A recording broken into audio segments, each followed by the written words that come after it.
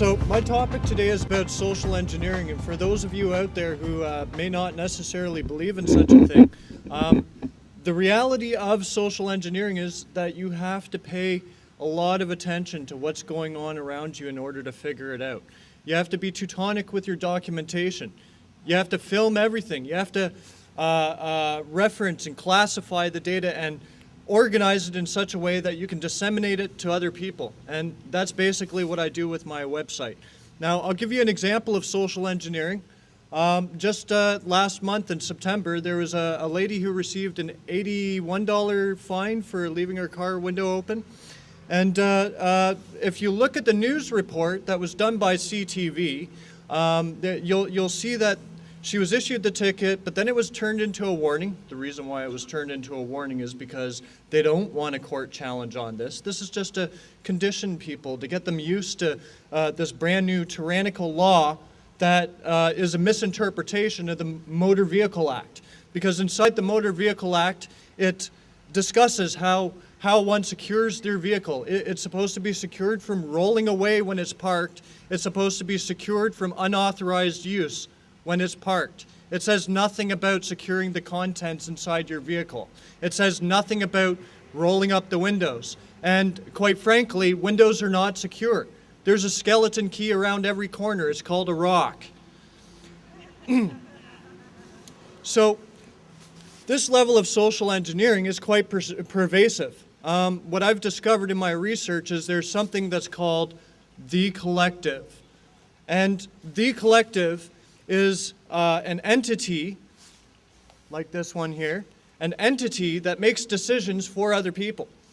And the funny thing about this collective is it can make snap decisions that can seemingly deprive people of their rights. Now, I'll give you another example of such a thing. There's a video of Greg Hill being harassed by anarchists, and they mention the collective.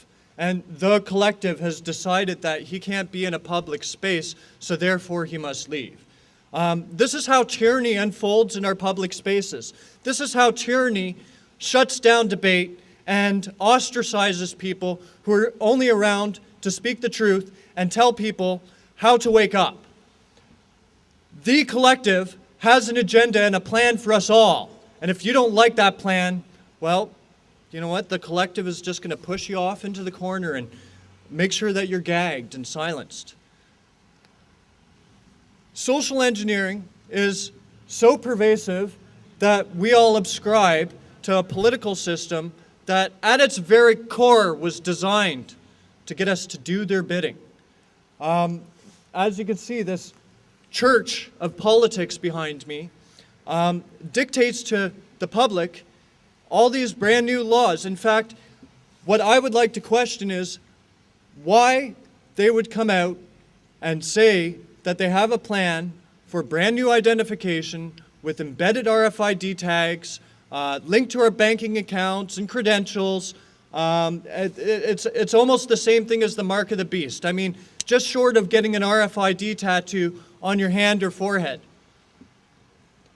RFID is dangerous because it can track you anywhere you go. And I say this because, well, there's Wi-Fi nodes all over the place, and we don't know how secure they are. There's public Wi-Fis going up all the time. What are they doing this for? Is it for free internet for everybody? No. It's to track you. It's to track you and classify everything that you do so that these idiots that have already mismanaged society and created the lunacy that we're living in the first place can micromanage you some more.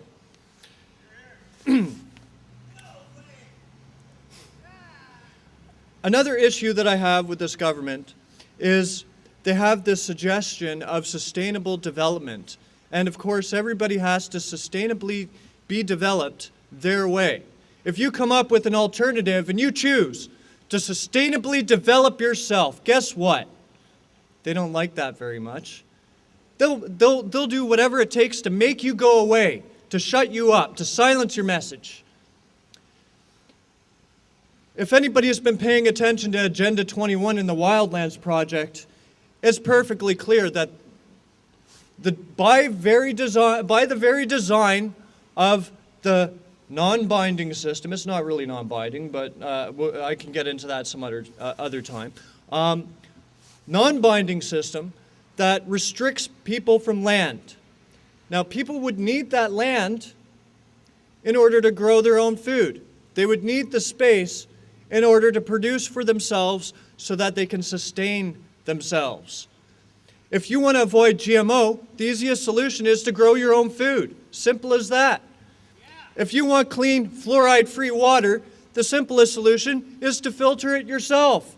If you don't want a Mr. Floaty Turd inhabiting your neighborhood, treat your own waste.